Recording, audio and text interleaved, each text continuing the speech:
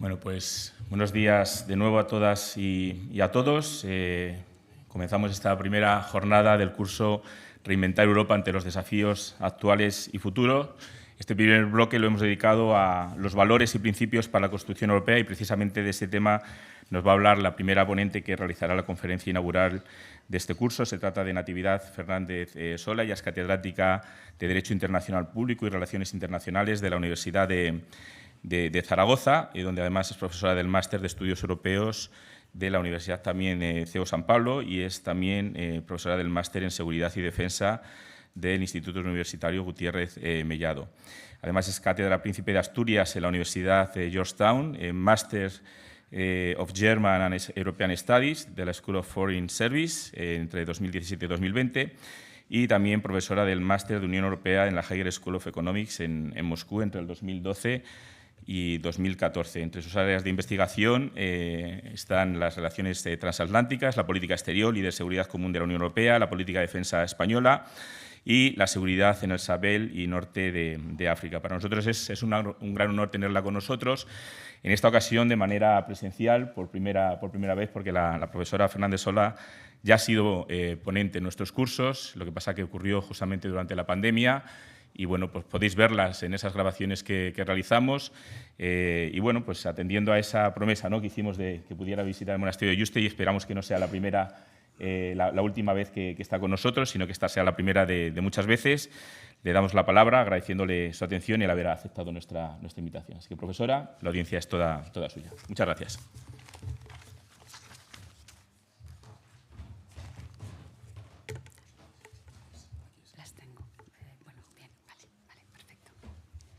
Muy bien, pues buenos días. Lo primero que debo decir es que estoy encantada de estar aquí, muy satisfecha por el lugar, por el entorno, pero sobre todo por la compañía, que creo que es de alto nivel en cuanto a estudiantes se refiere. Permítanme que, como es de rigor, pero no protocolario en mi caso, agradezca a los organizadores de este curso el haberme invitado y además al honor de hacer una conferencia inaugural, lo cual supone un reto bastante importante. Entonces, agradecimiento a los organizadores de la Fundación Yuste y de esta Academia Europea Iberoamericana de Yuste, al director, tanto al doctor Moreno como a don Jaime Rosell. Por cierto, el primero ha dicho ya gran parte de lo que yo tengo que decir, lo cual creo que me va a permitir aligerar, y la otra parte la ha dicho Mario Draghi. Entonces, creo que tengo que hablar muy poco porque lo principal ya está dicho. Entonces, bueno, quiero felicitar además a los organizadores aparte de por este mapa que han puesto de Europa, donde unos cables USB se conectan unos con otros. Fíjense, menos el que sale al Atlántico y el que sale del Reino Unido, no sé lo que han querido decir con esto. Aparte de felicitar por esta idea original, pues también me parece absolutamente brillante y además de brillante me parece muy provocador el titular al curso Reinventar Europa. Entonces, ya parto por mis conclusiones de decirles que sí, que creo que hay que reinventar Europa. Voy a intentar decirles una serie de ideas que me parecen importantes, sabiendo que hay en la sala personas que podrían hablarles mucho mejor que yo, muy buenas compañeras, y intentaré dejar, siempre digo esto y al final nunca lo hago, intentaré dejar un tiempo suficientemente amplio de tiempo para debatir. ¿Por qué? Porque si queremos hablar de llegar a encuentros, tenemos que partir de algunos desencuentros. Y entonces eso solo se hace a través del diálogo, no a través del monólogo. Y eso es lo que voy a intentar con mejor o peor suerte. Al título de mi presentación, Valores y principios para la construcción europea, por mi cuenta le he añadido vigencia frente a los desafíos actuales. Entonces, vamos a hablar de cambio, de cuya necesidad creo que somos todos conscientes. Por lo tanto, no va a ser una presentación complaciente al uso y creo que no debe de serlo. Y esto no quiere decir falta de europeísmo, quiere decir que si verdaderamente nos creemos Europa y creemos que es no la solución, sino que es la vía a seguir, debemos de ser muy críticos con lo que hay porque de otra manera ni podemos reinventarlo ni podemos cambiarlo, por lo tanto no podemos mejorarlo. Y vamos a hablar también de desafíos, desafíos y estrategias y la función de los valores. Vamos a hablar de los valores. Creo que somos conscientes que en algo más de una década, incluso desde la crisis financiera de 2008, que muchos de ustedes ni se acordarán por su escasa edad en esos momentos, Europa ha ido de crisis en crisis. Esto quiere decir que Europa está fatigada y perdida. Creo que la mejor palabra o el mejor adjetivo que define a Europa, cuando digo Europa, perdón, me estoy refiriendo a la Unión Europea. El mejor adjetivo que define a Europa en estos momentos es ensimismada, que es la situación en que uno se encuentra cuando solo mira para adentro, mira para afuera y no sabe dónde ir y no tiene soluciones o tiene muchas voces discordantes en su interior. Y creo que ese es el calificativo, una Europa ensimismada. Es cierto, voy a empezar diciendo lo más positivo, es cierto que la Unión Europea es un engranaje jurídico-institucional que funciona bien, que funciona muy bien y que garantiza el cumplimiento de los objetivos de los tratados y las libertades personales y económicas. Esto es un logro conseguido desde hace, iba a decir mucho tiempo, desde hace bastante tiempo, conseguido y garantizado cada día por la Unión Europea, aunque muchas veces no nos demos cuenta, pero sí que nos daríamos cuenta si esa Europa no funcionara, si no tuviéramos una libre circulación de personas, una libre circulación de mercancías, si no tuviéramos una serie de ventajas que nos facilita la Unión Europea y una serie de normativas que son comunes a todos los países de la Unión Europea. Hasta ahí perfecto. Pero lo que ocurre en estos momentos es que el entorno ha cambiado y el entorno ha cambiado enormemente, tanto dentro como fuera de la Unión Europea. ¿Qué es lo que ha cambiado en el interior?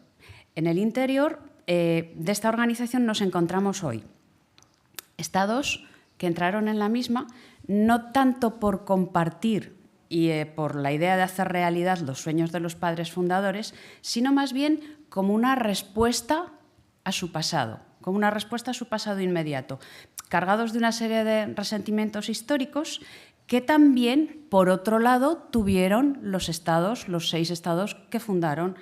Digo Unión Europea, ya saben que entonces era Comunidad Europea.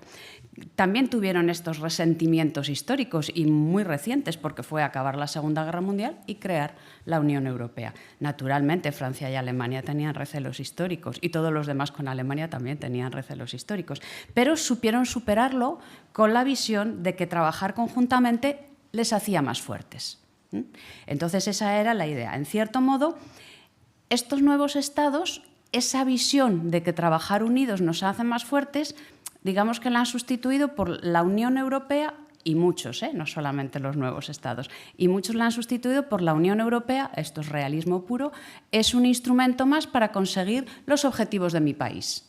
Y vamos a utilizar los instrumentos internos, pero también los instrumentos de la Unión Europea para conseguir esos objetivos. Hasta tal punto que hay quien llega a afirmar de que el tradicional motor europeo, ese eje París-Berlín, hoy ha desaparecido y ha sido sustituido por el eje Londres-Varsovia.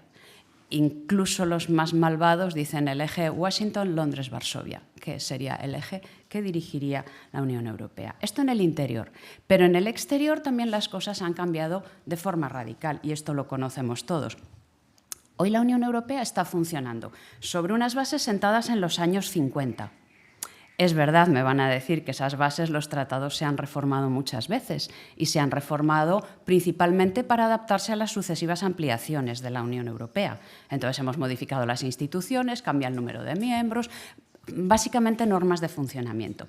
Entonces, lo que no ha cambiado son las bases de las políticas comunitarias, la libre competencia, las 4 libertades del libre comercio y las políticas de acompañamiento, políticas sociales, políticas de protección de los consumidores, del medio ambiente, etcétera, etcétera.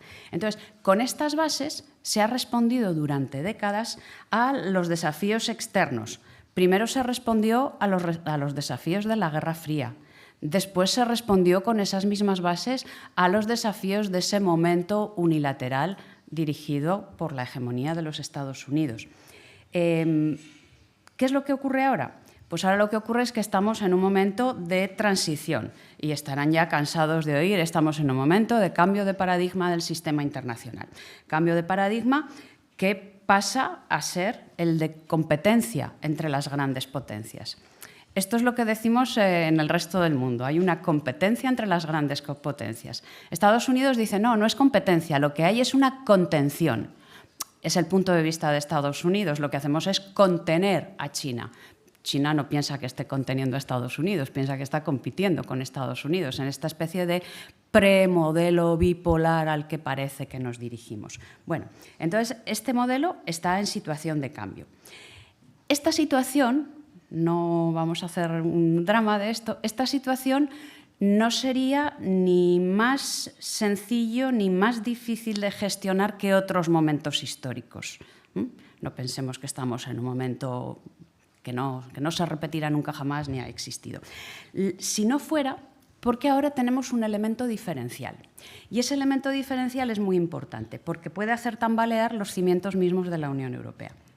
Ese elemento diferencial es que Europa ha sido siempre una potencia alineada con el liberalismo económico, el Estado de Derecho, las libertades fundamentales, desarrollando sus políticas tendentes al crecimiento económico y al bienestar social.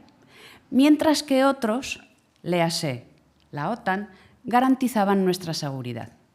Y esto ha cambiado. Y esto tiene mucha importancia. Por lo tanto, hoy esto ya no es así, desde hace ya una década nos vienen diciendo que esto no va a ser así.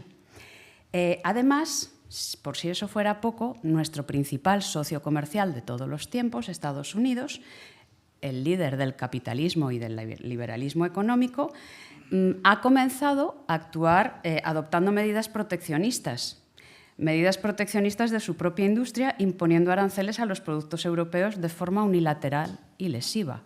Por lo tanto, la situación no es mejor ni peor que la de otros momentos, pero estos elementos diferenciales lo que nos llevan es a que la Unión Europea tenía un aliado fuerte y no es tan seguro que tenga ese aliado y que ese aliado no esté pensando en otras cosas distintas, lo cual lleva a Europa a plantearse que, aparte de lo que viene haciendo hasta ahora, debe empezar a pensar en su propia seguridad y, además, debe pensar cómo situarse en ese nuevo entorno. Entonces, bueno, estos serían las premisas.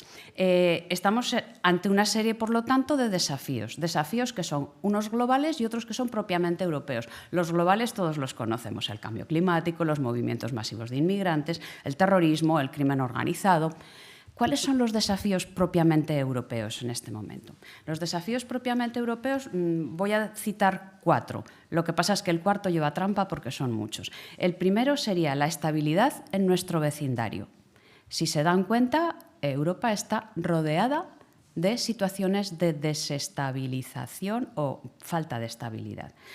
No les voy a decir Ucrania, que ya lo sabemos, tenemos inestabilidad por el este. Tenemos inestabilidad por el sureste. Y aquí voy a pensar en Oriente Medio, pero piensen, por ejemplo, la situación nada pacífica, nada tranquilizante, por ejemplo, en la que se encuentra Georgia o Armenia. No sé si siguen estos conflictos. Y tenemos conflictos por el sur, de los cuales, salvo en España, en el resto de países apenas se habla, que es la situación en el norte de África y en el Sahel. El Sahel es un auténtico polvorín. Y en Europa estamos cazando mariposas, no estamos haciendo nada en realidad y lo poco que hacíamos, que era a través de Francia, España y Alemania un poco, pueden decir nos hemos retirado, nos han echado, como quieran, y ahí tenemos ese polvorín sin resolver. Entonces este sería el primero de los desafíos europeos. El segundo es, me figuro que está en la mente de todos, la gestión de la inmigración masiva.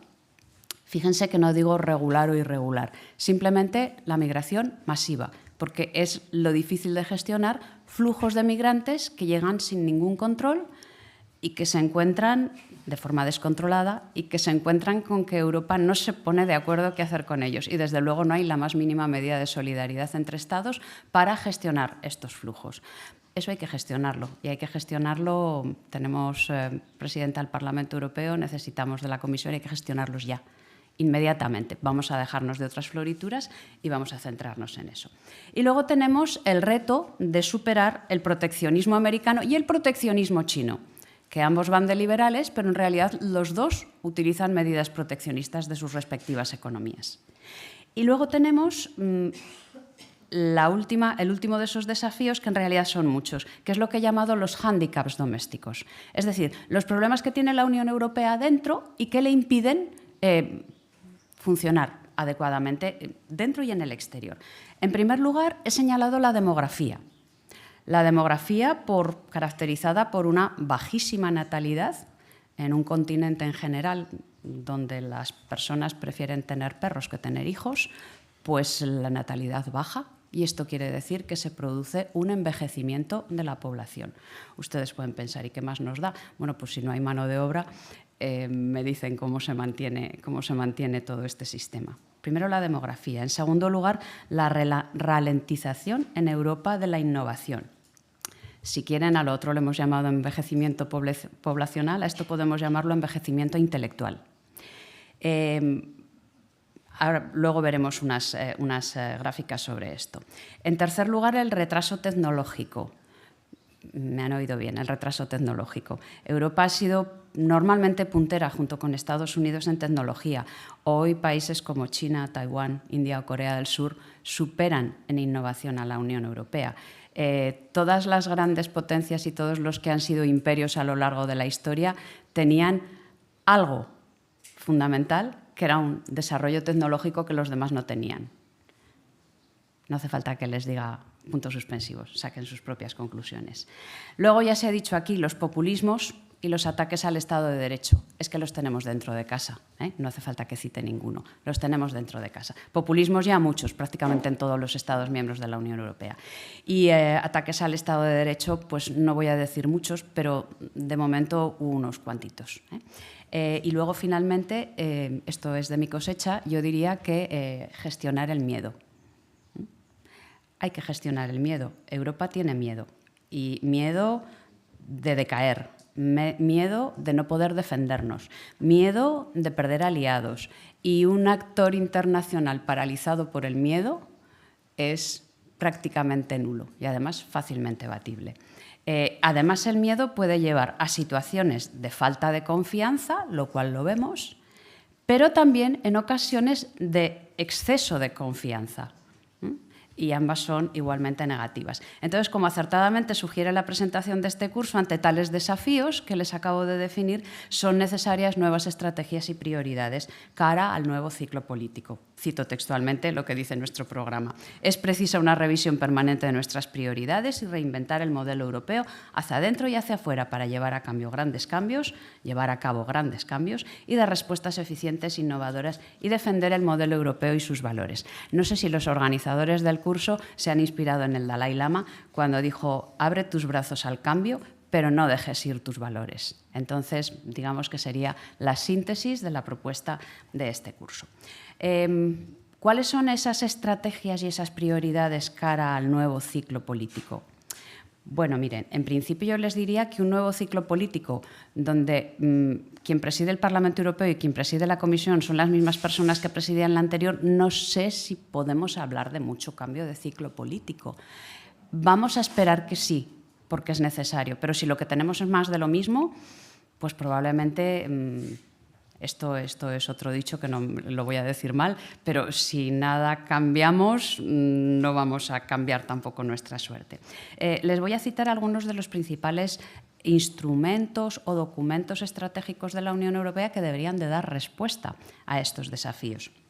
En primer lugar, la Estrategia Global de la Unión Europea, de 2016, que lo que nos dice es que la Unión Europea tiene ambición de ser un actor global a nivel geopolítico, no solamente para gestionar crisis, que es lo que había hecho hasta estos momentos.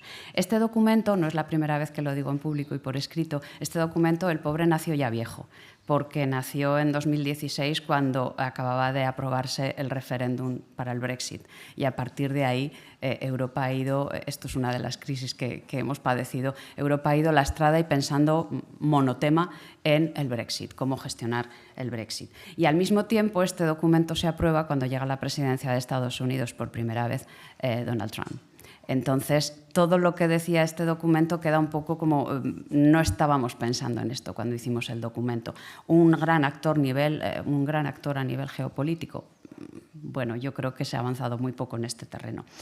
Por su parte, el Consejo Europeo hizo pública una nueva Agenda Estratégica 2019-2024, donde se planteaban como prioridades de la Unión Europea, las cito y cito algunos de los elementos, son 4 prioridades. La primera, proteger a los ciudadanos y las libertades. Y aquí se decía cuán importante es garantizar los derechos fundamentales, las libertades, los valores, el Estado de Derecho, la democracia, la integridad de nuestro territorio, controlar las fronteras para saber quién accede a nuestro territorio, tener una política migratoria global realmente eficaz, un funcionamiento adecuado del sistema de Schengen, controlar el terrorismo, la delincuencia transfronteriza, las ciberactividades, bla, bla, bla. Esta sería la primera prioridad. Digo bla, bla, bla porque, si se dan cuenta, es como una carta a los Reyes Magos. Tenemos que hacer esto y tenemos que tener esto. Qué bien, sí. Vale. La segunda prioridad sería desarrollar una base económica sólida y dinámica, dice este documento, que es esencial para la competitividad, la prosperidad y la creación de empleo.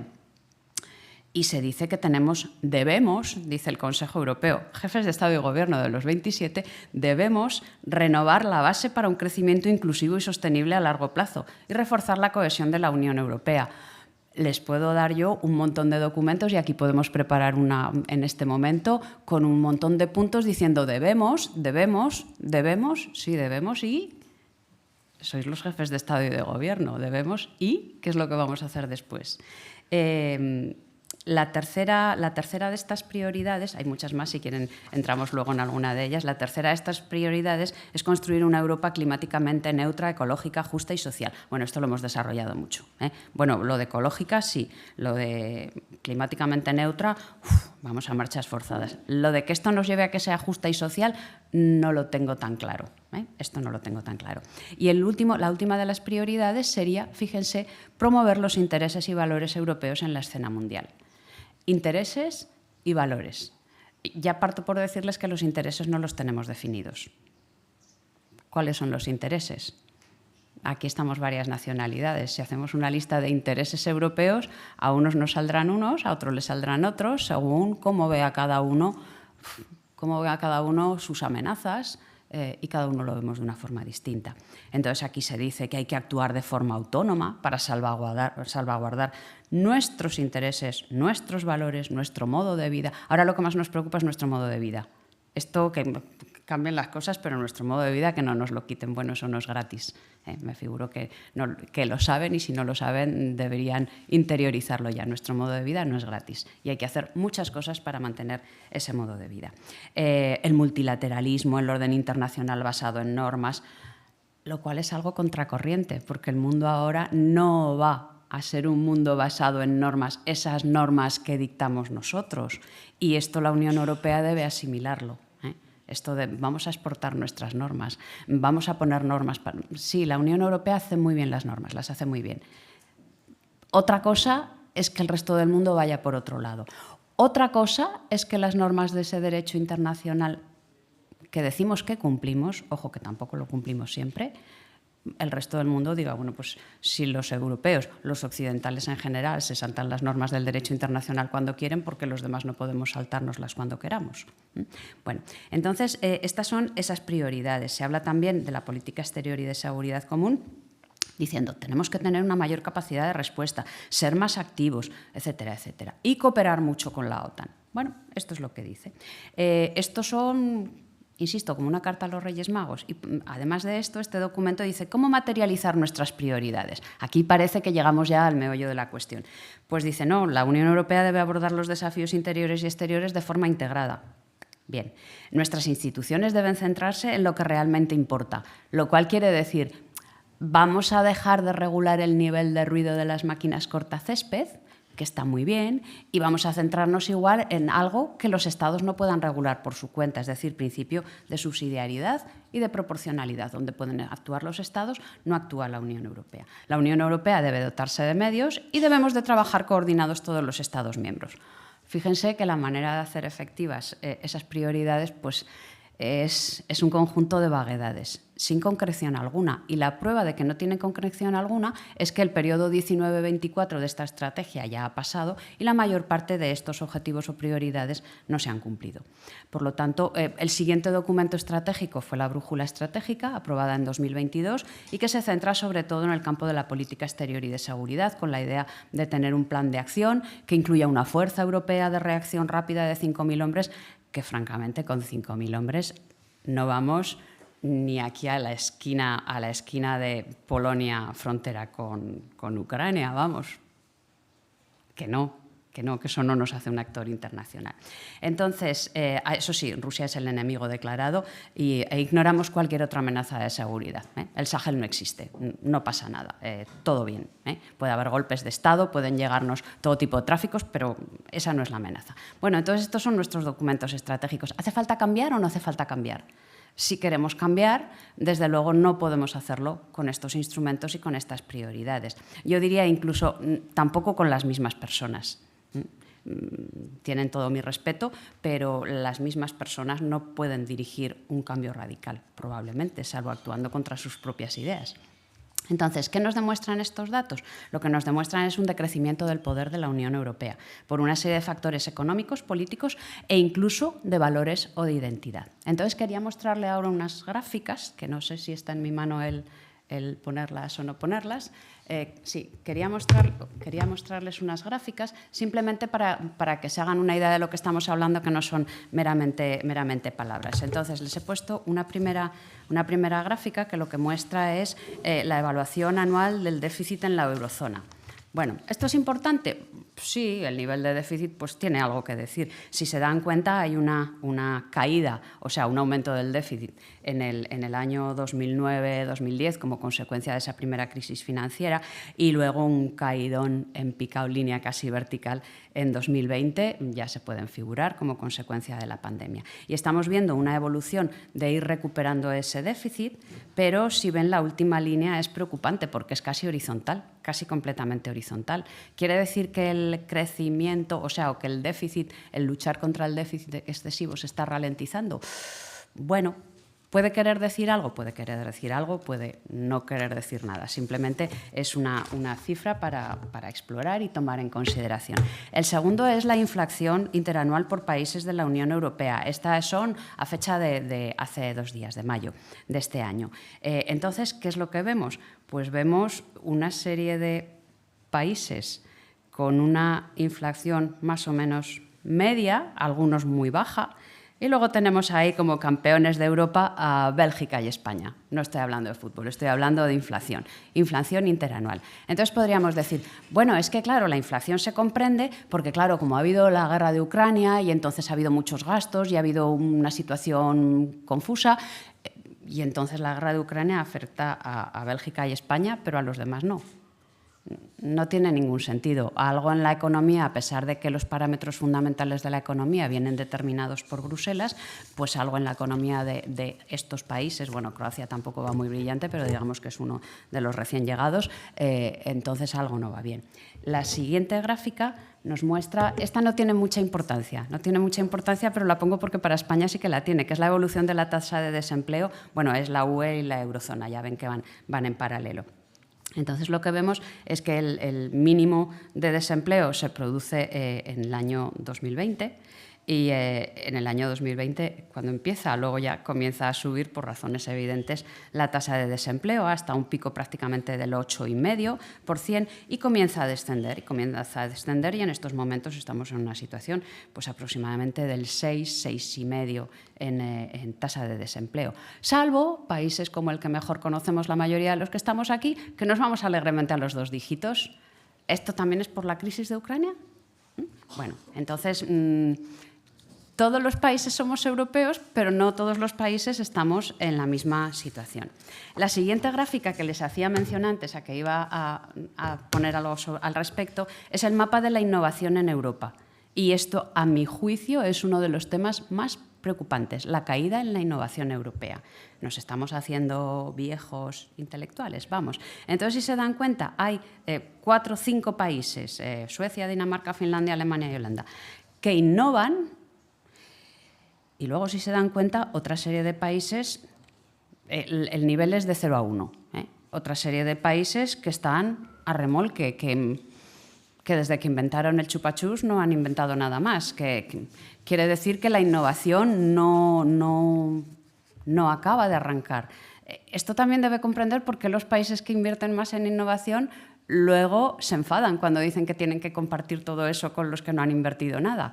Y entonces la última gráfica creo que lo demuestra mucho mejor porque es el gasto en I+D per cápita de los países de la Unión Europea. Claro, aquí tenemos 6 países, incluso si quieren ustedes incluir a Francia, la media de la Unión Europea, que innovan mucho. Y todos los demás, 17 contado ahí, es que me parece que en esta gráfica falta un país, 17 que tiran de lo que innovan los otros. Entonces, ¿podemos ser líderes en innovación si resulta que no invertimos en innovación? Esto llévenlo a escala europea o llévenlo a escala nacional, me da lo mismo. Ustedes saben, tienen distintas nacionales, ¿cuánto gasta su gobierno en I+D? ¿Lo han visto en alguna campaña política? Los candidatos que dicen, vamos a subir el presupuesto de I+D tanto, de manera que, no me digas millones, dime el porcentaje que lo vas a subir. Y si nos vamos a poner a nivel de Suecia y Bélgica, todo lo demás, ¿qué es? No he encontrado una gráfica comparativa de lo que invierte Europa en I+D con lo que la tenía pero no era actualizada, con lo que invierte Estados Unidos o lo que invierte China o lo que invierte Japón o lo que invierten otras potencias. Y eso es preocupante y eso es una cosa que creo que hay que ver. He incluido luego unas previsiones del PIB por países, simplemente para que vean cómo está previsto el crecimiento en la eurozona. Esto también hay una gráfica, les he puesto aquí países que no son de la Unión Europea para que vean cómo algunos países se han recuperado de la caída del 2020 del PIB y cuáles son las previsiones de crecimiento. Entonces nos dicen, España va a crecer mucho, no nos dicen que España fue el país que más cayó el PIB. Entonces, por mucho que crezcamos, todavía no hemos llegado al nivel prepandemia. ¿De acuerdo? Entonces, bueno, todo esto son cifras que hay que tomar en consideración y hay que tomar en consideración cuando nos dicen qué bien vamos. Me da lo mismo, España, Europa, qué bien va Francia, qué bien vamos a comparar con los datos y vemos qué es lo que nos dicen los datos. Entonces, esto nos demuestra una urgente necesidad de la Unión Europea, no para ser una potencia, sino para subsistir, de retomar, tener la capacidad de retomar la senda del crecimiento, la innovación, la competitividad, en suma. Porque sin fuerza interna difícilmente puede tenerse peso internacional. Entonces, con estos datos que son buenos si los comparamos con Guinea-Bissau, pero no muy buenos si los comparamos con las grandes potencias mundiales, podemos decir qué tienes dentro de casa, cuánto pesas fuera de casa. Bueno, entonces estas cifras nos demuestran esa necesidad de la Unión Europea de realizar cambios. ¿Cuáles son los escenarios posibles de cambios? Mire, aquí les voy a hablar de las posibilidades de cambio jurídico-institucional, para luego hablar de las posibilidades de cambio geopolítico. Entonces, hablando de los escenarios posibles de cambio, nos encontramos que la Unión Europea puede expandirse o contraerse. Puede expandirse a nuevos miembros, lo que implica siempre un cambio fundamental de la Constitución de la Unión Europea. Esto es un cambio pactado de acuerdo con el artículo 49 del Tratado. Puede contraerse de forma unilateral. No sé si por suerte o por desgracia todos conocemos de sobra el artículo 50. Se ha hablado de un polexit, hasta de un Frexit. Si atendemos a la señora Le Pen.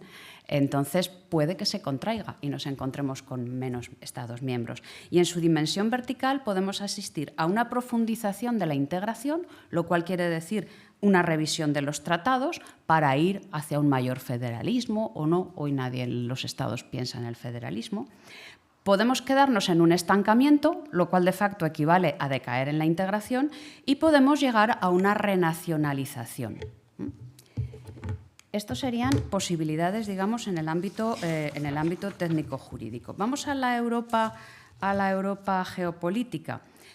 Buscamos una Unión Europea con peso internacional. Esto requeriría, en primer lugar, una visión común de los fines de la Unión Europea y de sus prioridades. Tenemos que revisar ¿Cuáles son nuestras prioridades? Todo eso que les he leído, a mi juicio, no sirve para nada. No son prioridades para el momento actual. Para el momento actual debe haber otras prioridades. Y cualquier incremento de la integración entre algunos Estados miembros, entre algunos, podría hacerse sin modificación de los tratados, por ejemplo, encajando en las cooperaciones reforzadas. ¿Qué es lo que quiero decir? Quiero decir que es muy difícil que Europa se integre más haciéndolo todos juntos, porque no todos los Estados miembros están por la misma labor. Entonces, la única posibilidad de avanzar mínimamente va a ser a través de integraciones diferenciadas. Por eso les digo, ¿hay que cambiar los tratados para eso? Si se siguen las cooperaciones reforzadas que tienen sus características, no. Si se pretende otro cambio, entonces sí hace falta un cambio de los tratados que, como saben, exige la unanimidad de todos los Estados miembros.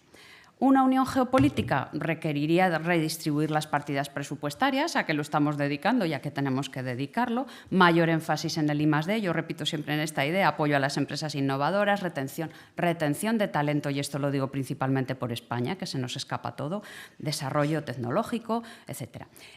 Una posición propia en política exterior, que no tenemos, sin injerencia de terceros, porque eso es lo que consideramos autonomía.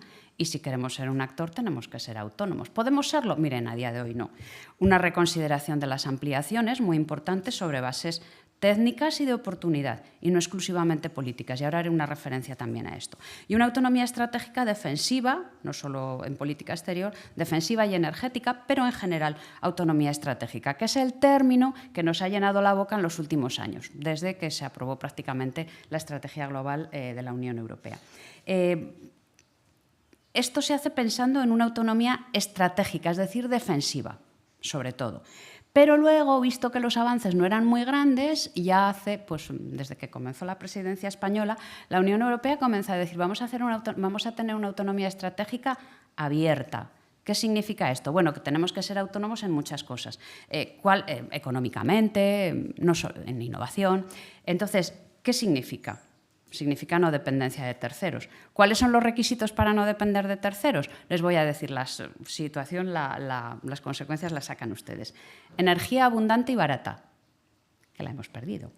Mano de obra cualificada y productiva, la tenemos muy cualificada y muy productiva. Lo malo es que cada vez tenemos menos mano de obra. Desarrollo de capacidades tecnológicas, militares y económicas. Voluntad de ser una gran potencia, que la tenemos, pero cada uno a su estilo. Tiene la idea de lo que es una gran potencia. Y todo ello conservando los valores y el estilo de vida europeos. Por tanto, las prioridades de la Unión no pueden ser las vaguedades o las declaraciones ideológicas o políticamente correctas de los documentos que antes he citado. En todo caso, para poder reactivarse la Unión Europea, ¿y qué es lo que vaya a ser la Unión Europea en el futuro inmediato? Por favor, las gafas de la miopía se las quitan todos, porque hay que mirar el futuro como lo miran los chinos, a largo plazo. Si solo pensamos en los 4 próximos años, vamos a tener una visión estratégica muy cortita, es decir, una visión que no nos va a servir. Cualquier cosa que vaya a hacer la Unión Europea, a día de hoy depende de los conflictos. Y depende de 2 conflictos fundamentalmente que ya saben cuáles son. Debe tomar en consideración cualquier medida de la Unión Europea la implicación y el impacto sobre la Unión Europea de los conflictos de la guerra de Ucrania y de Gaza e Israel. Esto me gusta siempre decir, no puedo remediarlo, me gusta siempre decir que es una muestra de la estrechez de miras de la Unión Europea. ¿Ustedes saben cuántos conflictos hay en el mundo? Pero solo pensamos en Gaza y en Ucrania. En cualquier caso, estos 2, cómo se resuelvan, van a incidir sobre lo que haga la Unión Europea en el futuro inmediato. La guerra de Ucrania afecta a la Unión Europea por cuanto nos estamos desabasteciendo a nuestros ejércitos y a nuestras arcas públicas con un dudoso éxito, visto lo visto. Y las previsiones acerca de sus desenlaces son relevantes para limitar los efectos negativos producidos en Europa. ¿Cuáles son esos efectos negativos o cuáles pueden ser? Miren, si se alarga el conflicto, esa es la peor opción para Ucrania, por supuesto, pero también para Europa. Si se alarga el conflicto puede ser beneficioso para Estados Unidos y para China, e indiferente para la gran mayoría del resto del mundo. Ustedes cogen la prensa iberoamericana y se habla de Ucrania, lo mismo que aquí se habla de Abjasia. Nada. La segunda posibilidad es una paz negociada. Entonces, una paz negociada que ponga fin al conflicto acabaría con las consecuencias más negativas sobre la economía europea. Pero, ojo, no se piensen que esto es la bicoca, porque probablemente la Unión Europea, casi seguro, le corresponderá la tarea de la reconstrucción de Ucrania. Y la reconstrucción gratia et amore, porque la remunerada la hará China con sus infraestructuras. Y esta situación se ha de producir tarde o temprano, llevará a la Unión Europea a la obligación de reconsiderar sus relaciones con Rusia. En todo caso, el final de la guerra, creo que casi todos deseamos, va a traer unas consecuencias para la Unión Europea, probablemente de austeridad, de falta de desarrollo tecnológico, de carencia de capacidades básicas y no solo militares. Probablemente, consecuencia de todo esto, descontento de la población que llevará a un cierto euroescepticismo o a la opción por fórmulas políticas radicales. Y externas, pues la Unión Europea deberá reconsiderar muchas de sus alianzas, muchos de sus acuerdos. Y la situación de fin de la guerra de Ucrania puede poner de manifiesto y volver a sacar todos los conflictos de los que ahora nos hemos olvidado y que también están cerca de nosotros. Piensen en Transnistria, Abjasia, Osetia, Nagorno-Karabaj, y empezar a pensar en las luchas por el poder regional, que ahora no estamos pensando en ello. En Oriente Medio, en el Mediterráneo, Turquía compitiendo con India, con Irán, con Israel, con los Emiratos. Es que esto la Unión Europea ni se ha planteado en todo este mare magnum por el poder regional, qué papel vamos a tener. Y luego la guerra de Gaza, que lo que nos ha puesto de relieve, de entrada, igual que la guerra de Ucrania, es la falta de peso de la Unión Europea, porque la Unión Europea no ha estado. Han actuado algunos de sus Estados miembros, pero la Unión Europea como tal no ha estado representada. Entonces, estos conflictos rodean, entre comillas, a la Unión Europea, por el este, por el sureste, y parecen concebidos para debilitar a Europa hasta la extenuación, porque se busca eliminar a Europa como competidor político, y como competidor económico, y como competidor comercial, y como un costoso aliado en términos estratégicos. Entonces, el mensaje que lanzan los dos conflictos es muy claro. Todo a tu alrededor, Europa, son conflictos. Y la OTAN, léase Estados Unidos, ya no va a involucrarse en ellos porque tiene otras prioridades estratégicas. También debilitan a Rusia estos conflictos, pero bueno, no debilitan a las dos superpotencias. Entonces, en todo esto, ¿dónde quedan los valores? Porque tengo que ir terminando, que me han amenazado con lanzarme algo a la cabeza si no terminaba pronto. Los principios hoy parecen cuestionados en algunos Estados miembros. Vamos a mirarnos primero adentro. Piensen en Polonia, en Hungría, en España, e incluso en el comportamiento de las instituciones. A veces algunas instituciones tampoco actúan conforme a sus principios en temas concretos. ¿Qué hacemos? ¿Qué ocurre con el Estado de Derecho? ¿Qué ocurre con las libertades fundamentales, con los derechos humanos, con el libre mercado? Entonces, en esta situación comienza la alarma por el auge de determinados grupos políticos de extrema derecha. No voy a hablar de política en grandes líneas, sí, pero no me voy a meter en la política de siglas. Y es que los movimientos sociales responden normalmente al malestar generalizado de amplios sectores para el que se busca una solución. Entonces, para centrarnos en el resultado de las recientes elecciones al Parlamento Europeo, por poner ejemplos anteriores, ante la crisis financiera y económica desde 2008 y sus medidas de austeridad, si se acuerdan, los menos jóvenes, llevó al movimiento 15M y eso llevó al auge de la extrema izquierda populista. En las anteriores elecciones al Parlamento Europeo lo que triunfó fue la extrema izquierda populista. En España dijimos, pero Podemos, ni los de Podemos esperaban llegar a esos resultados. ¿Por qué? Porque era una reacción social a un estado de malestar social por parte de la población. Bueno, entonces hoy el desencanto en la población europea, no solo en la europea, también en otras democracias, Estados Unidos no está para tirar cohetes, Canadá tampoco, lleva hacia movimientos más conservadores y algunos de extrema derecha, y también populista. Entonces la pregunta sería, ¿atentan estos movimientos a los valores europeos? En principio, los movimientos políticos per se no atentan a los valores europeos, pero sepan que todos los populismos enmascaran una realidad compleja, con unas prometidas soluciones simplistas. Más allá de eso, todo extremismo encierra tendencias totalitarias, tendencias de control, y algunos atentan contra las libertades económicas e incluso contra las libertades políticas en algunos casos. Entonces, la pregunta que hoy se hace desde hace algún tiempo, que nos estamos haciendo es, en un mundo donde cada uno va a sus intereses, ¿la Unión Europea tiene que seguir respetando sus valores? ¿Debe la Unión Europea y sus Estados renunciar a esos valores porque estamos en un mundo que solo mira intereses nacionales y eso es anacrónico? Mi respuesta es que no. Yo creo que la Unión Europea no debe renunciar a sus valores. Apliquen la máxima de Einstein cuando decía: procure no ser un hombre con éxito, sino un hombre con valores. Entonces, esto creo que es aplicable a la Unión Europea. Éxito, bueno, no vamos a renunciar al éxito, pero sobre todo con valores. ¿Por qué? Porque los valores, junto con la unidad, en el caso de la Unión Europea, son su fuerza. La fuerza de la Unión Europea está en nuestros valores y en la unidad, por lo que debe preservarlos y aplicarlos en su funcionamiento. ¿Es posible aplicar estos valores en su funcionamiento internamente? Pues en una Europa de 27 Estados miembros, pues es más difícil que en la Europa de los 6 Estados fundadores, que eran homogéneos política y culturalmente. ¿Qué quiero decir con esto? Quiero decir que cuando analizamos candidaturas de adhesión, no podemos, por razones políticas, olvidarnos de evaluar seriamente los valores.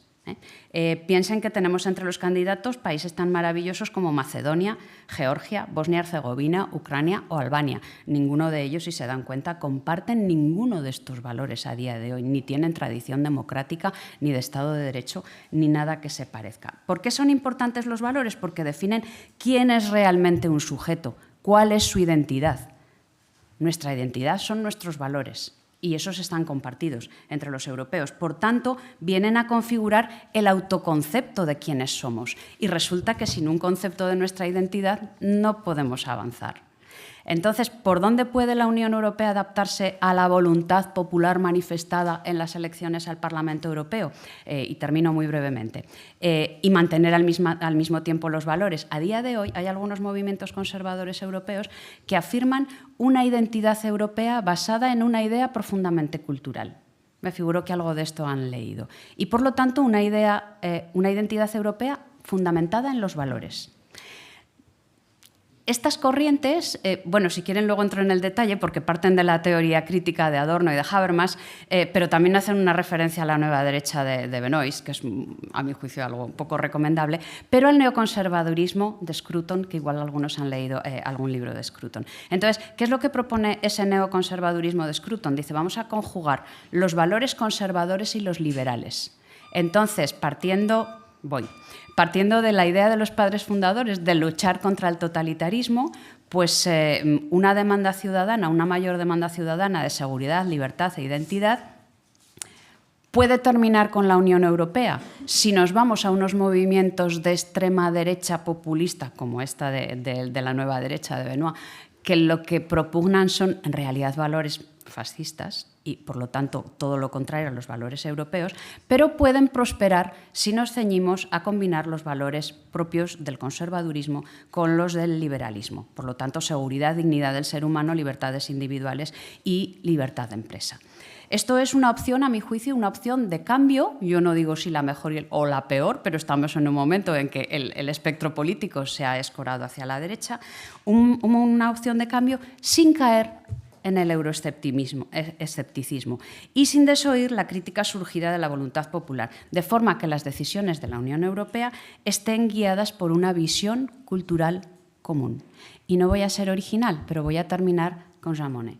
Jean Monnet decía, seguir adelante. No hay más futuro para el pueblo de Europa que el de la Unión. Por lo tanto, es una referencia al cambio. Cambio. Pero también recuerden las memorias de Jean Monnet que decía, si tuviera que volver a empezar la construcción de la Unión Europea, no lo haría por la parte económica y comercial, sino por la cultura. Por lo tanto, una visión cultural común.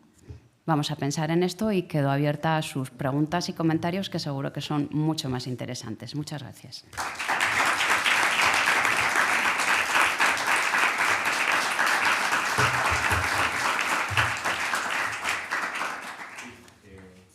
¿Micro? Sí. Pues muchísimas gracias, profesora, por esta excelente exposición que nos ha presentado y además en este primer tema, ¿no?, sobre los valores y principios para la construcción europea y donde, bueno, terminando con esta frase ya moneda más tan significativa, ¿no?, de la importancia también de la cultura, ¿no?, en el proceso de construcción europea. Una ponencia en la que nos ha hecho el recorrido sobre todos esos retos que tenemos que afrontar desde Europa, que no son pocos, además es un contexto internacional incierto, ¿no?, y cambiante, donde pues, la innovación, como ha dicho también, es algo necesario y que no se tiene tan en cuenta, y a lo mejor a la hora de reinventar también tenemos que pensar que cuando innovamos muchas veces no hay que inventar la rueda, pero sí a lo mejor darle usos nuevos a los mecanismos que ya tenemos, ¿no? Entonces, nos ha presentado también varias, digamos, perspectivas, ¿no?, y aquellos principales problemas a los que nos enfrentamos en Europa, como son la inflación, la gran tasa de desempleo, también el déficit y sobre todo lo que acabo de señalar, el bajo gasto también en innovación y desarrollo. Y todo ello, me quedo también con una frase que me ha parecido muy significativa al comienzo de su intervención, ¿no?, la necesidad de gestionar el miedo, ¿no?, porque también es algo que creo que está muy latente hoy en día en Europa ante tanta amenaza, ante tanta incertidumbre, ¿no?, que creo que es algo que tenemos que aprender también a gestionar a nivel europeo. Abrimos la audiencia, ¿no?, para poder realizar las preguntas pertinentes. Tenemos por allí una primera. Se presenta, por favor, le dan el micro a su lado. No sé si quiere contestar desde el atril o prefiere hacerlo sentada. Igual me da. Sí. Igual me da. Buenos días. Me llamo José Luis Marqués, alumno de Políticas en la Complutense. Lo primero, gracias por su presentación, y me quedo con varias cosas. Me quedo con lo de la fuerza interna, y me quedo con las ideas, las herramientas viejas para tiempo nuevo. Entonces yo me voy a centrar en la parte de valores y no en la parte de retos que tiene la Unión Europea, sino en los retos internos. Para que la Unión Europea funcione, si nos vamos al TUE, pues el artículo 2, artículo 3 y luego el 7. Entonces, para que funcione, estamos viendo una serie de miembros díscolos, estamos viendo pues, ahora mismo con Orban en las visitas que ha hecho, más todo lo anterior que usted ya ha mencionado. Es muy difícil en la Unión Europea modificar un tratado. En Bruselas se dice que nuestras virtudes son nuestras propias debilidades.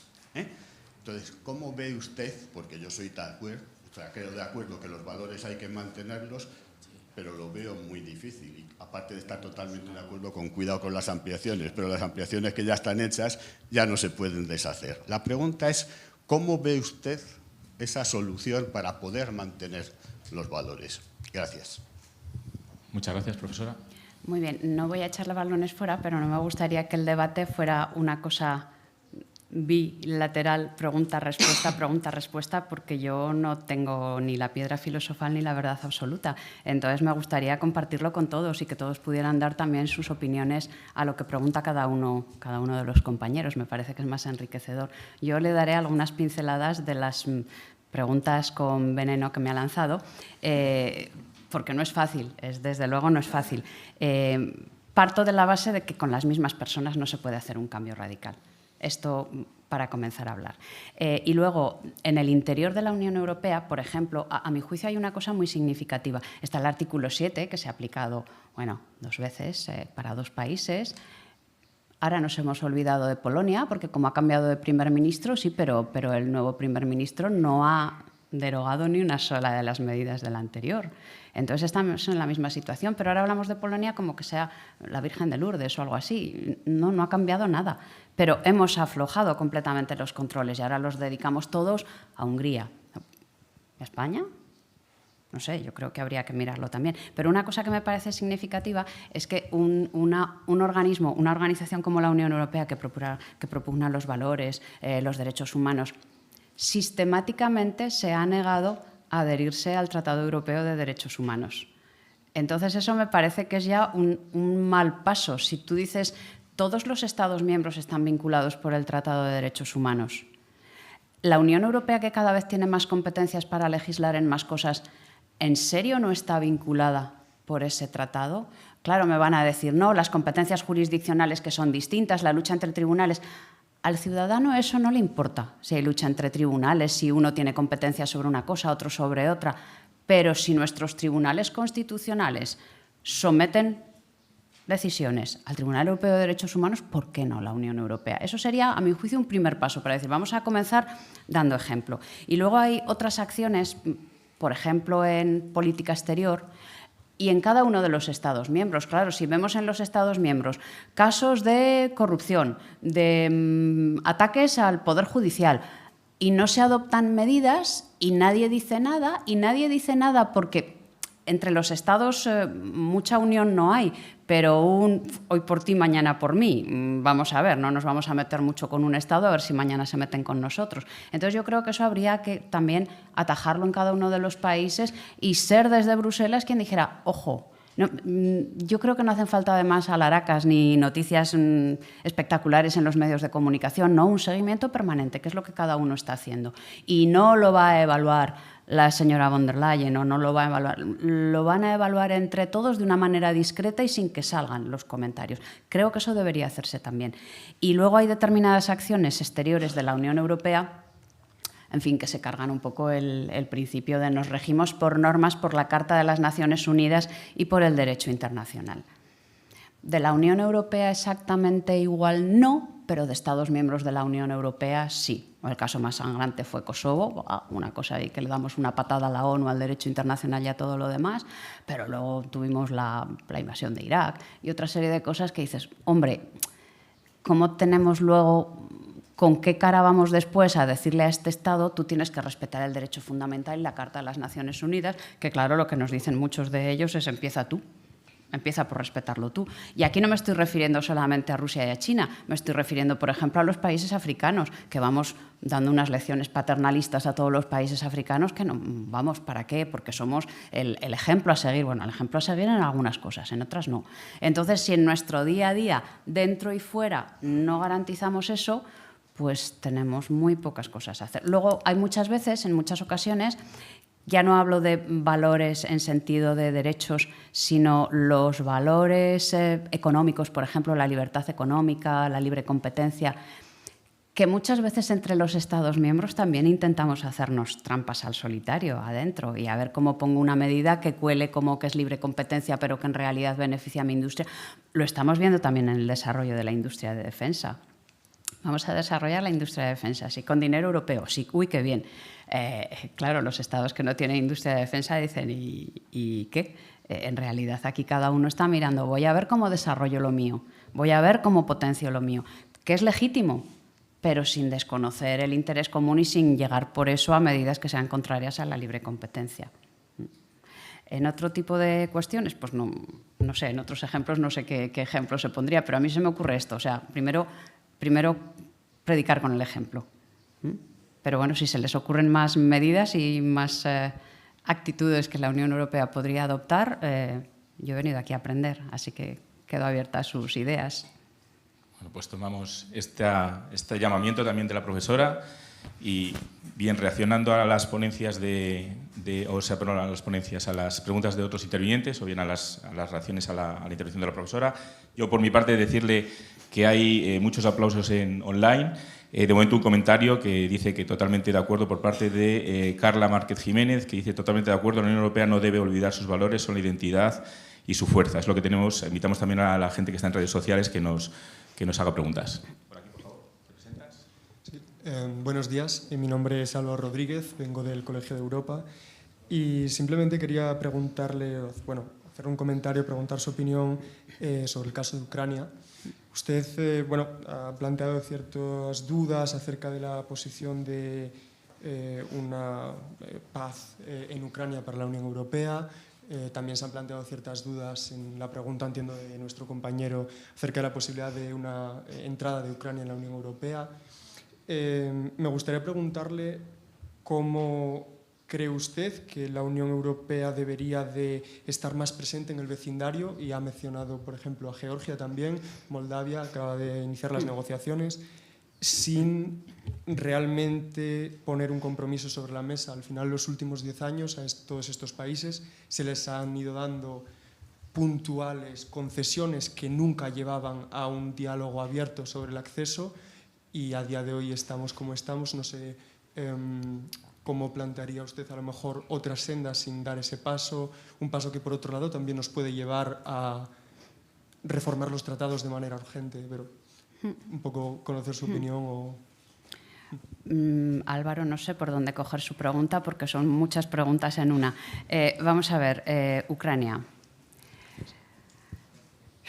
¿Qué puede hacer la Unión Europea? Yo diría demasiado tarde, lo siento. La Unión Europea tenía que haber evitado que estallara el conflicto y la Unión Europea no lo evitó. La Unión Europea negoció un acuerdo y a las 24 horas de negociar un acuerdo en el Maidán se desdijo de su palabra de 24 horas antes firmada y apoyó a los que se levantaron contra el gobierno de Ucrania. Esto no debería haber ocurrido nunca. Inmediatamente de estallar la guerra se negocia un acuerdo. Y se negocia un acuerdo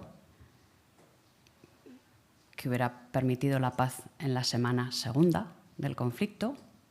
No sé si recuerdan, pero el negociador ucraniano al día siguiente fue abatido por la espalda en una calle de Kiev.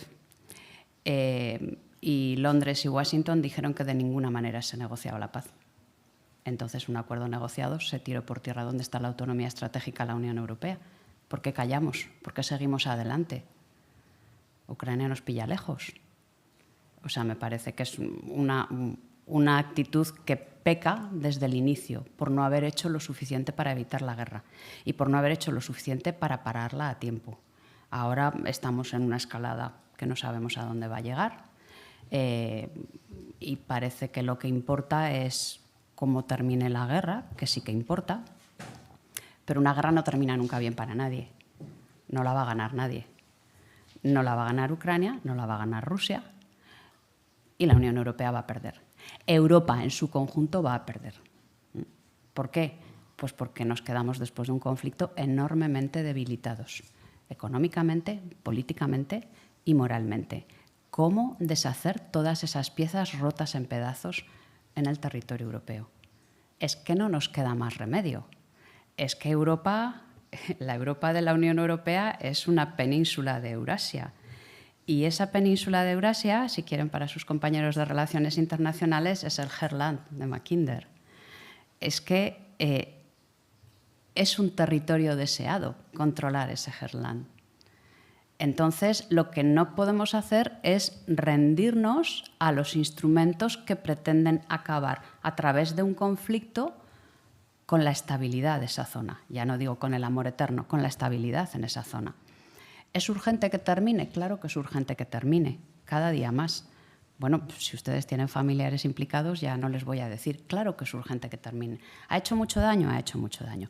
Plantear en estos momentos la entrada de Ucrania en la Unión Europea es como plantear que entre, yo qué sé, Marruecos en la Unión Europea.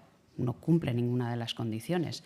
Entonces, ya algunas de las últimas adhesiones se hicieron así un poco pensando, bueno, yo es que tengo unos años ya, cuando se hizo la adhesión de la de golpe de los 10 países del este, en un foro público, en un curso de verano, yo dije, no deberíamos realizar la adhesión de estos países sin pasar un mínimo de 25 años. Me llamaron de todo, menos bonita, porque entonces lo que primaba era, se le llenaba la boca de todo el mundo de fraternidad con nuestros hermanos del Este. Yo decía, sí, fraternidad, esto no es no fraternidad, pero una cosa, España empezó a negociar la adhesión a la Unión Europea solo cuando cambió el régimen político, pero España ya era una economía capitalista. Cambia el régimen político, ya cumplimos los requisitos. Cumpliendo todos los requisitos, estuvimos 10 años negociando. 10 años negociando. Y después de acabar la negociación, en casi todas las políticas nos pusieron periodos transitorios de 5, pero hasta de 15 años. Y resulta que llegan unos países que anteayer eran comunistas y economía socializada y los admitimos en un año. Por fraternidad. Es que eso es admitir en un club de pediatras a un veterinario. Entonces dices, bueno, sí, has tenido mucha voluntad, quieres que se recicle, ¿vale? Pero esto hay que hacerlo cuando reúna las condiciones. Y ahí tenemos, bueno, ahí tenemos los problemas de Hungría y Ucrania, que son dos países desarrollados, no vamos a decir que no, pero hay otras situaciones que son parecidas. Ucrania hoy no reúne ninguna condición. Es más, el decir que Ucrania va a entrar en la Unión Europea no deja de ser una provocación, porque si lo hacemos seriamente no puede entrar, como no puede entrar Georgia, como no puede entrar Moldavia, como no puede entrar Macedonia.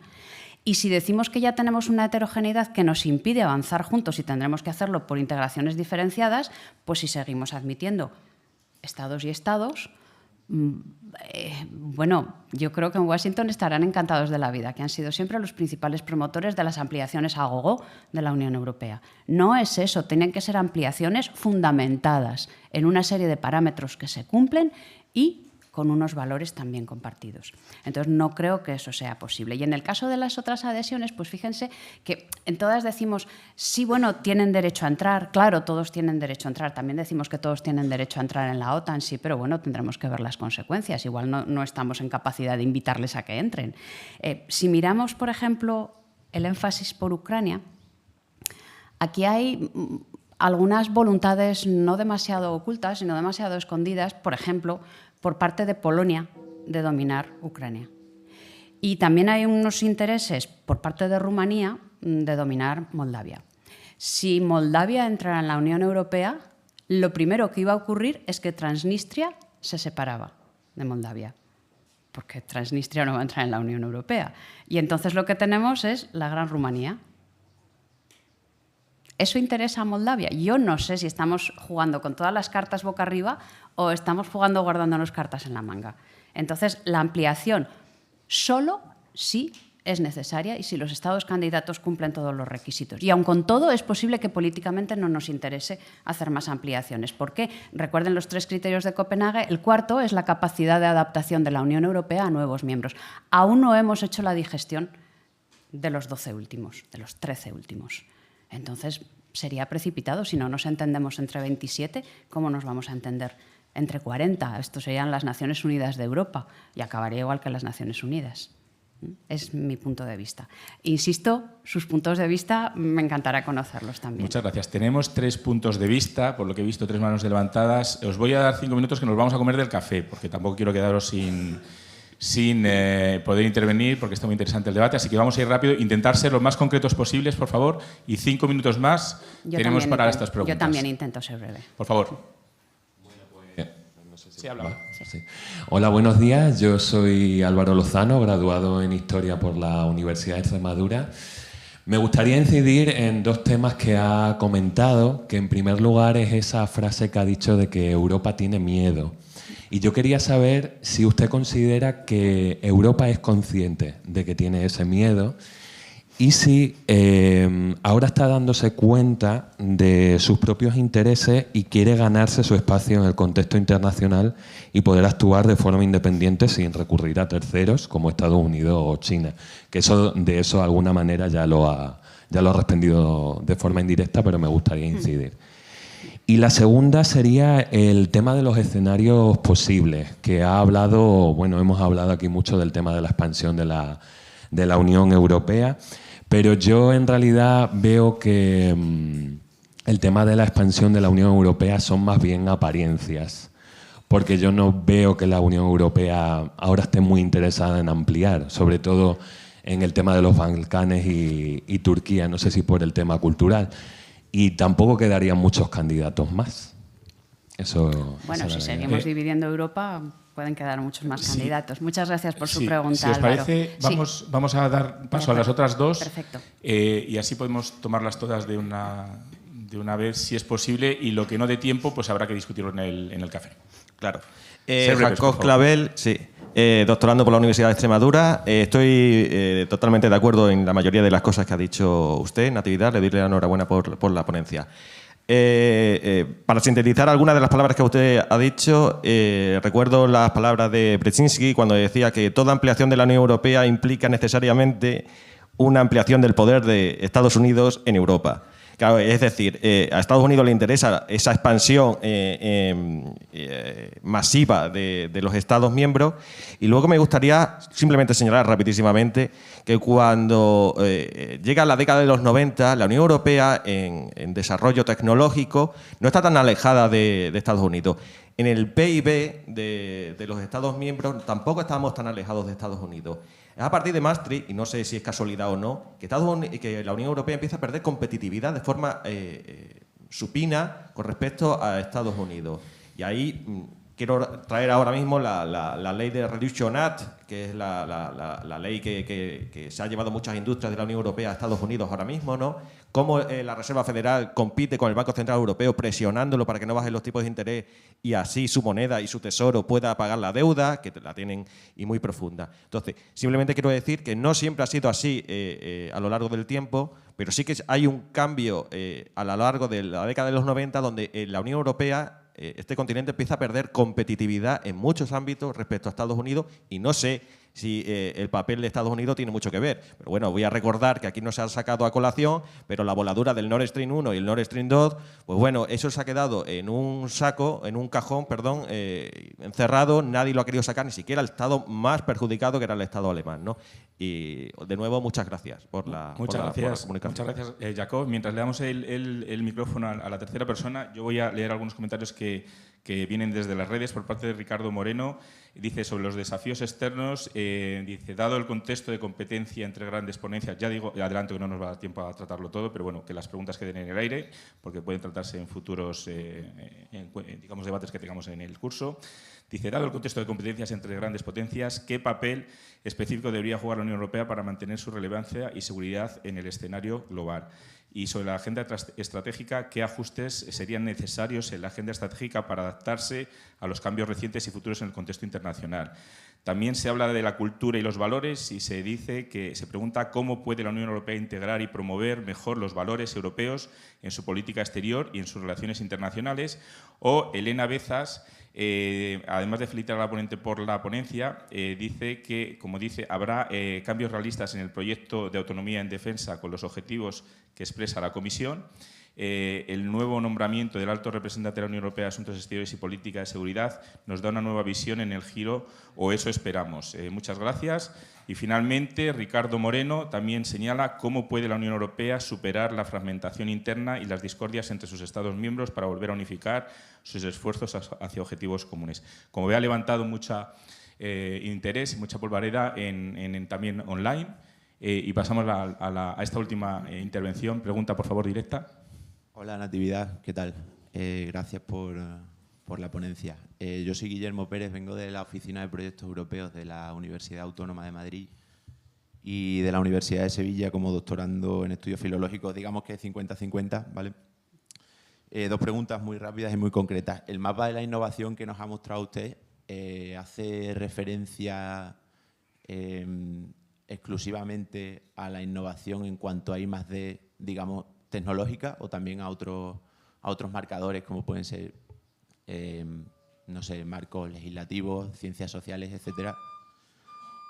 Esa es una. Y la segunda, respecto a la nueva identidad europea que usted ha mencionado, esa visión cultural común, ¿a qué factores concretos hace referencia? Gracias. Un reto, no sé si en un minuto puede dar una respuesta global. Sí, en un minuto no. ¿Cómo conseguir mayor unión entre los Estados? Yo diría que tomando conciencia del peligro, es la única forma.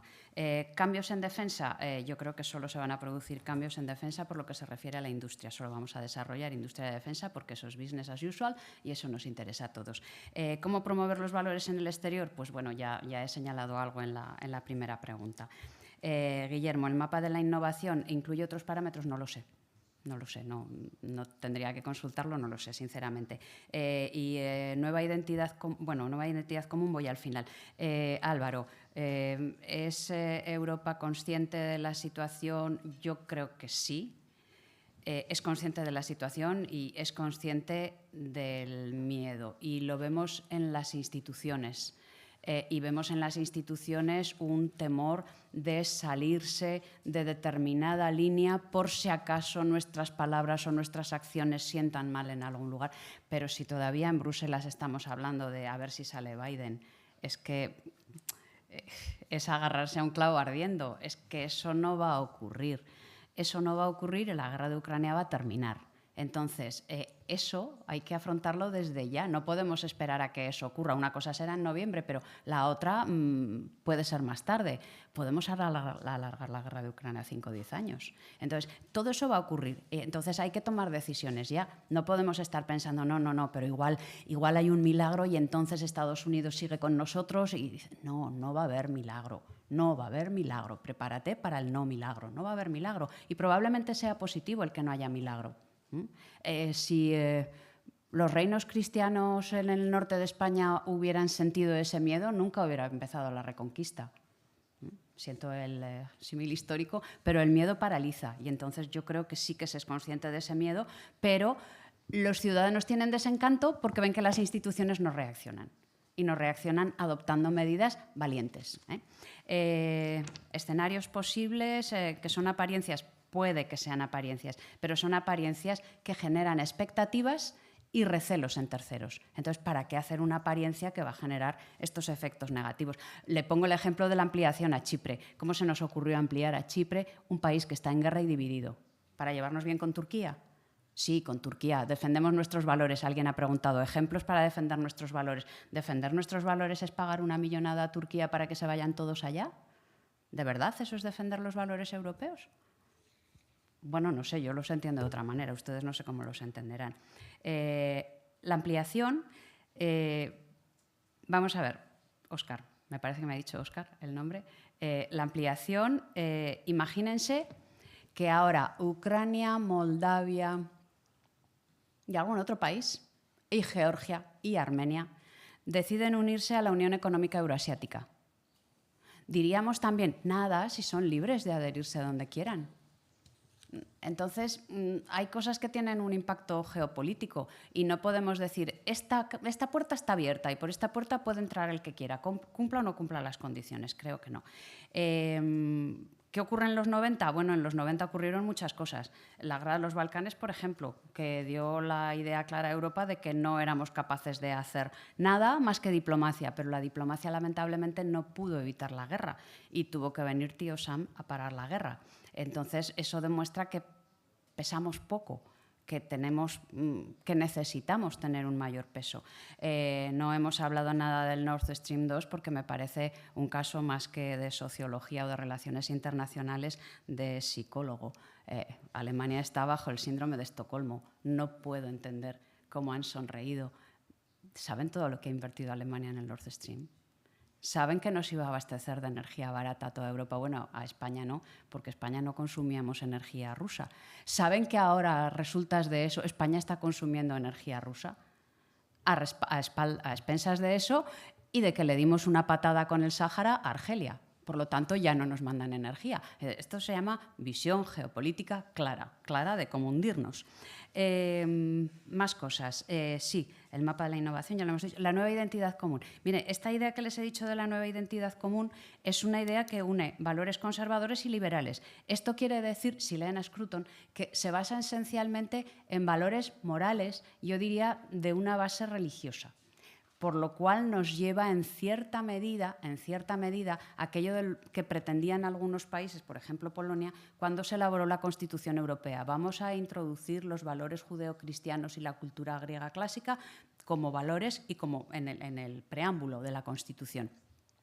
Claro, la laica Francia dijo ni hablar del peluquín.